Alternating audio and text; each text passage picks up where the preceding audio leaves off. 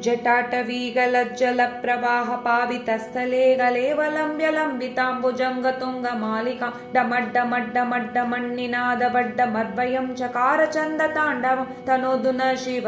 शिवम्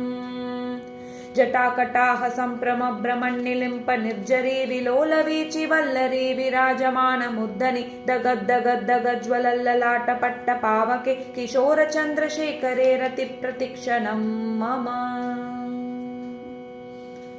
धराधरेन्द्रनन्दिनी विलासबन्धुबन्धुर स्फुरद्दिगण्ट सन्तति प्रमोदमान मानसे कृपाकटाक्ष धोरणी निरुद्ध दुर्धरापडि क्वचिद्दिगम्बरे मनो विनोदमेटु वस्तुनि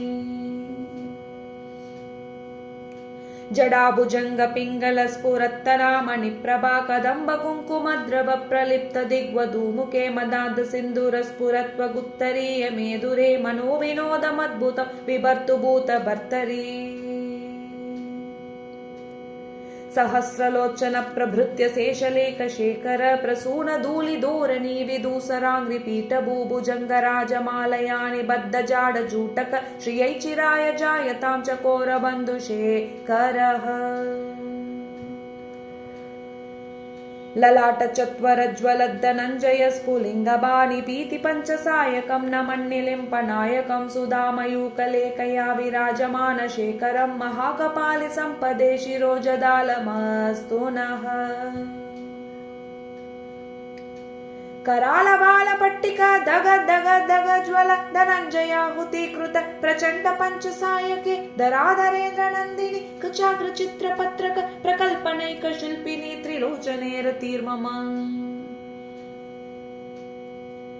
नवीन मेघमण्डली निरुद्ध दुर्धर स्फुरत् कुहूनिशीतिनी तमः प्रबन्धबद्ध कन्दरः निलिम्प निर्जरीधरस्तनोतु कृत्ति सिन्दुरः कलानिदान बन्धुरः श्रियं जगद्दुरधरः प्रफुल्ल नील पंकज प्रभञ्जकालिमा प्रभ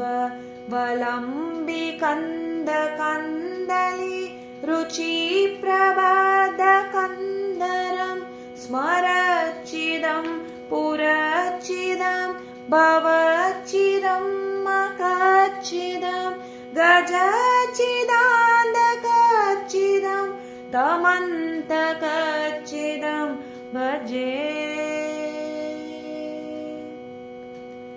अकर्व सर्वमङ्गला कलाकदम्ब मञ्जरी रसप्रवाह माधुरी विजृम्भणा मधुव्रतं स्मरान्तकं पुरान्तकं भवान्तकं मकान्तकं गजान्तकान्तकान्तकं तमन्तकान्तकं भजे जयत्वदभ्रविभ्रमभ्रमद्भुजङ्गमश्वसद्विनिर्गमत्क्रमस्फुरत्करालबाल हव्यवद्दिमिद्दिमिद्वन मृदङ्गतुङ्गमङ्गल ध्वनिक्रम प्रवर्तित प्रचण्ड ताण्डव शिव सृषद्विचित्रतल्पयोर्भुजङ्गमौक्तिकस्रजो गरिष्ठरत्नलोष्टयो शुरुद्विपक्षपक्षयो तुषारविन्दचक्षुषो प्रजामही महेन्द्रयो समप्रवर्तिका कदा सदाशिवं भजाम्यहम् कदा निलिम्प निर्जरी निकुञ्जकोटरे वसन् विमुक्त दूर्मती सदा शिरस्तमञ्जलिं वह विमुक्तलोललोचनोल नाम बाल लग्नक शिवेति मन्त्रमुच्चर सदा सुखी भवाम्यहम् इमं हि नित्यमेव मुक्तमुत्तमोत्तमं स्तवं पदं स्मरन् ब्रुवन् नरो विशुद्धिमेति सन्ततं हरे गुरौ सुभक्तिमाशु याति नान्यथागतिं विमोहनं हि देहिनां सुशङ्करस्य चिन्तनं विमोहनं हि देहिनां सुशङ्करस्य चिन्तनं विमोहनं हि देहिनां सुशङ्करस्य चिन्तनम्।